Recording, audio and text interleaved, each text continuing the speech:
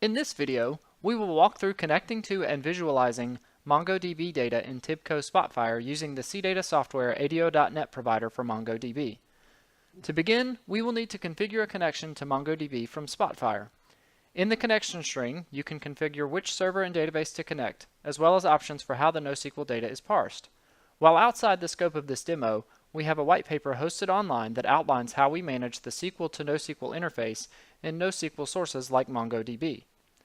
With the connection configured, we can explore the available data and build our query. The available columns are based on the NoSQL data found in the MongoDB documents. This is a sample document from the MongoDB primer dataset that we imported into the restaurants collection.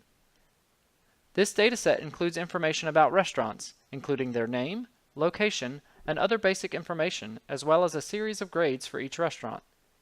As you can see, there is nested data in this document that will be helpful in our visualizations. As we review the visualizations, I will walk through how the driver parses the data to enable powerful analytics.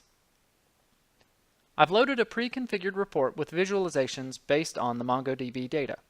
Let's start with the map visualization. Spotfire is able to plot data points directly on a map based on location data. In our MongoDB document, our latitude and longitude values are stored in an array within the address object. The CData driver is able to flatten the array and treat each entry in the array as a separate column. With the restaurants plotted on the map, we colored each restaurant by the borough to help connect our visualizations, and then set the size of the point based on the most recent score. Note that the lower the score, the better.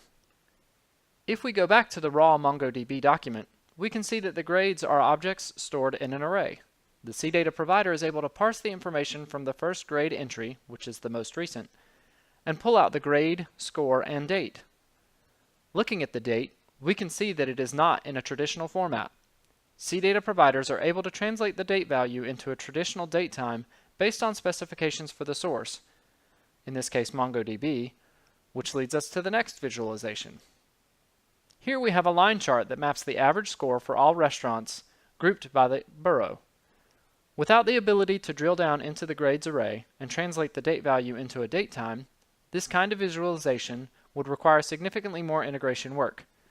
With the CData Provider, such functionality is available immediately out of the box. The last visualization is simply a count of the restaurants in each borough. Building such a chart requires the aggregation of data. CData drivers are able to push complex aggregation and join queries down to the data source to be processed server-side if push-down functionality is supported by the client. Since we are using an ADO.NET provider in Spotfire, the data table is imported and processed client-side. TIBCO Spotfire is able to connect directly to ADO.NET providers, and when paired with the CData ADO.NET providers, users are able to quickly visualize and analyze more than 100 SAS, big data, and NoSQL sources, no matter where the data is. If you have any questions, contact our support team by emailing support@cdata.com. You can download a free 30-day trial of any of our providers from CData.com and see the CData difference for yourself. Thanks for watching and have a great day.